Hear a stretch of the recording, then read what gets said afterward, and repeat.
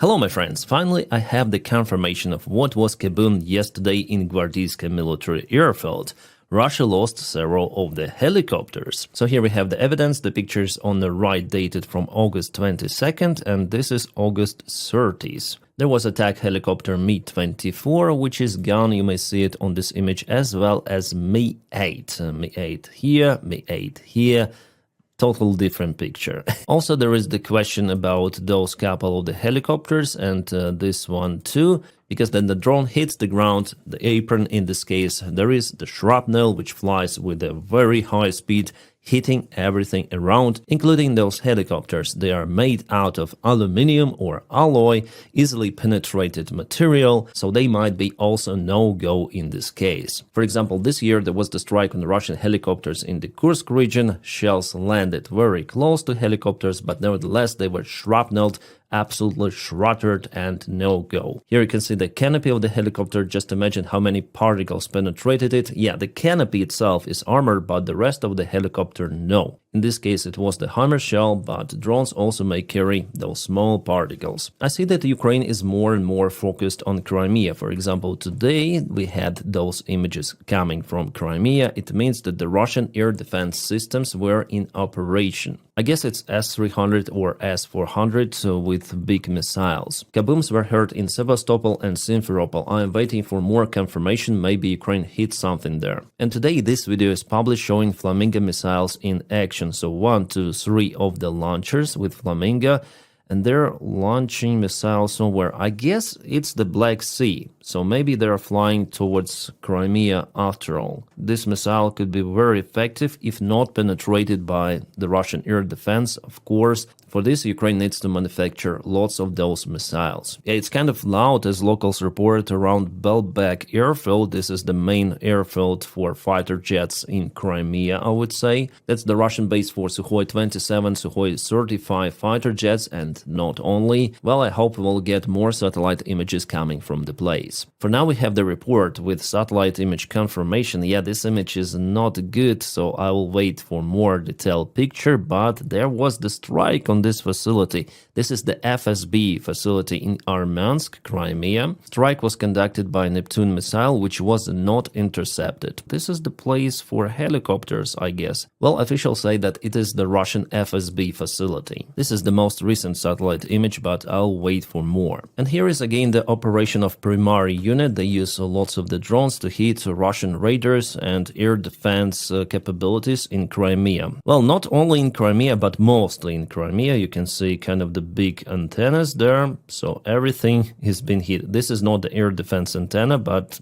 the big one, which was, but it still was the Russian surveillance. Small antennas, big antennas, everything is being hit. And also surveillance help at first to identify, yeah, this is clearly some sort of the Russian S-300 or S-400 system, which was kaputted. Very nice. Primary is the best Ukrainian unit if we speak about sabotage drone operations far away from Ukrainian border. Yeah, Ukraine continued to hit Russian oil facilities. For example, yesterday there was the strike again on the Krasnodar refinery, which was already on fire for a couple of days, but Ukraine decided to finish it off completely. Altogether, since the beginning of the war, Ukraine conducted around 100 strikes on Russian oil refineries in particular, eliminating roughly 21% of the Russian refinery capabilities. You may see that refineries in the European part of Russia mostly were hit, and still Ukraine is in lack of the long-range capabilities to hit the Russian refineries far away from Ukraine. However, it's just temporary, because with the help of the Flamingo missile, for example, with a range, as they say, 3,000 kilometers, the refineries in the center part of Russia could be reached. So potentially in the future, Russians will have to rely on refineries far away in the east. Or Russians might cooperate with their allies in Belarus. Belarus has a big refinery, so Russians may send oil there and receive fuel. Maybe such an agreement is also reachable with Kazakhstan, so Ukraine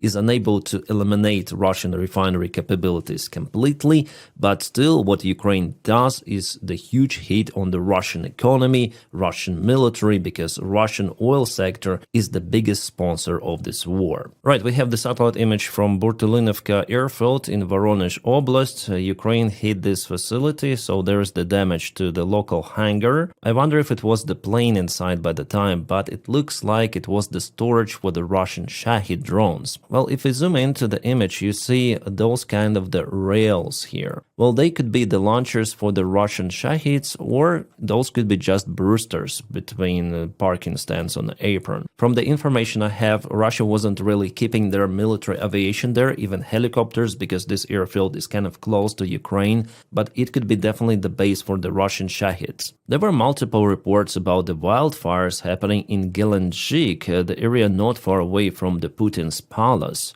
which has not yet been fully in use by Putin, but Russia pours lots of the money in this huge construction. Basically, it's the main reason for Navalny to be jailed, because he spoke about this palace. He flown there with drones, exposing the facility. Also, he collected some of the intel about this construction. This video on Navalny's channel became the most viewed. Almost 2 hours of the video, 134 million views, which equals the population of the Russian Federation. Nevertheless, most of the Russians, they still support Putin. The video was published 4 years ago, and not long time after publishing this video, Navalny was arrested. He returned back to Russia and was jailed. And after a few years, he died in the Russian prison. So the wildfires are now very close to this area. Russia is using every sort of the means to extinguish them. Whether those wildfires were caused by missile or drone strikes, for now it's hard to say. To some other news, Germany is changing its strategy towards Ukraine. Instead of deployment of its peacekeeping forces to Ukraine in case of the ceasefire, Germany wanted to increase the military support of Ukraine with weapons, which I think is the better variant, because military support of Ukraine is needed right now. But speaking about ceasefire and the possible deployment after, well, the ceasefire itself, I think, is possible or not possible, we'll see. For now, we don't have any sort of the clue or evidence that ceasefire will be out there in the close-by perspective. And Chancellor Merz again stated that this war may continue for extended period of time. Before, he specified many more months, like he told, I think, the last week, but now he says extended period, so for a long time ahead. Well, you know my prediction, guys. I expect it to last for a few more years. At least as far as Russian regime is alive, there will be confrontation between Russia and Ukraine. Well, the short periods of the ceasefire are also possible, but now no chance for it in a close-by perspective. And even Russian officials from military like Gerasimov or Peskov, spokesman of Kremlin, they stated yesterday that they'll continue the special military operation in Ukraine until the goals are reached. Well, Peskov said about more details that their priority is obviously to reach their goals in diplomatic way, but military way is also possible. So Russia basically is not turning away from their major demands for Ukraine: denazification, demilitarization, giving up Ukrainian territories for Russia. The only change which happened for the last half a year that Russia coordinates its efforts with Trump, using American president as the diplomatic weapon to reach their goals finally. And I would say that Russians are doing it in the most successful way possible. The only mistake they do that Ukraine is, after all, is the sovereign nation and state, so it will not give up Donbass just like that. No, Russians will have to gain it using their military power, which means more losses and more instability of the Russian society. Trump cannot force Zelensky to capitulate. No. What Trump might do is to cancel the military support and intelligence for Ukraine completely, but I don't honestly think that Trump is really capable for that. And Washington officials, they say that they'll continue to at least sell weapons to European allies for them to deliver weapons to Ukraine, at least like that. I honestly do not expect anything better from the Donald Trump's administration. Yeah, what should I expect from the guy who posts those kind of the pictures in his True Social? Well, here it was repost, but here is the post of Donald Trump. The world will soon understand nothing can stop what is coming. Nothing can stop what is coming. What is coming? And he has this Q+. QAnon once again, or what? What is this? Guys, what should we expect from Donny? More portions of cringe or what? This is the most stupid, idiot, and weakest president in the history of the United States. Sadly, we are living by the time then United States president should be really a strong guy, not this orange buffoon. And Donny is really crazy about the Nobel Prize. He really wants to get it for his own personal ego. According to the New York Times, he called to Modi, Indian Prime Minister, and almost demanded to send a letter to the Nobel Committee for the recognition of Donald Trump as the main peacekeeper who managed to stop the war between Pakistan and India, which lasted for 75 years. But Modi said no, America was not directly involved, and the war itself is not ended. It may spark at any moment. It is just the ceasefire which was agreed between Pakistani and Indian sides in their direct communication. Well, Pakistani officials actually did it. They sent a letter to Nobel Committee, and Donny wants the same letter from India, but Modi said no. And according to this article, Trump went angry. They relied to some of the White House officials who disclosed some of the details about this conversation. A new red carpet for Putin. Putin went to China to meet with Xi Jinping, and not only, it's happening as the part of the Shanghai Cooperation Organization. It is not just China and Russia, there are multiple of the countries presented in this organization, like Kazakhstan, Kyrgyzstan, Tajikistan, Uzbekistan, India, Pakistan, and Iran. So India and Pakistan, they go to the same organization by the time they have confrontation. And many other countries, mostly from Asia, are joining the same summit as partners of organization or prospective members. And yeah, here Russian propagandists are filming Putin to show that he is not isolated from the world. You see how many flags are out there, red carpet once again. And honestly, guys, here Russian propaganda unfortunately is correct. We see that Putin is not isolated. He has red carpets in United States, and later on American president even shows the picture with him and Putin as something extraordinary. He is also very welcome to those international meetings. And also, guys, I published this video on my Telegram channel where people started to comment, oh, those are the third world countries with weak economies.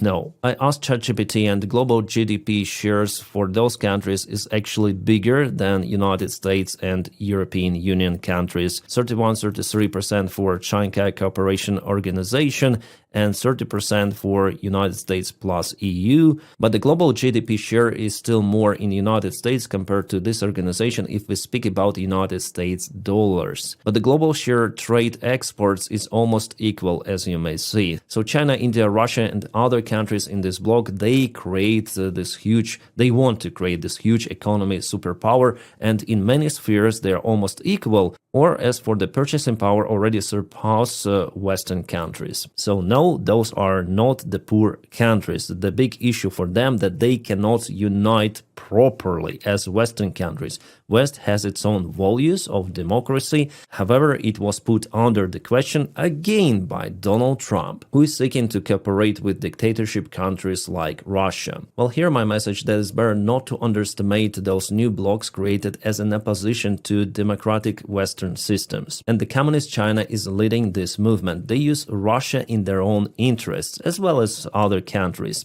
The second economy in the world really wants to achieve more. Expansion is the goal for Xi Jinping. And again, if you compare figures, nominal GDP in United States dollars, China 17%, Russia 2%. But Russia has nuclear weapons. Russia has enormous resources. That's why it's so important for China and this entire bloc. And Russia is now basically being used as the brutal force to change the world order. Alright, breaking news, the meeting is possible between President Zelensky and Donald Trump in Paris on September the 4th. Kind of soon, I would say, in just 3 days. I wonder what they might discuss. There was the meeting between Yermak, the head of the President's Office of Ukraine, and Vitkov. From what we understand so far, judging on many articles published, for example, by Atlantic and Wall Street Journal, that Trump wants to achieve peace in Ukraine by capitulation of Ukraine. So he really wants to follow Russian demands, which were discussed in Alaska, but Europe is against it,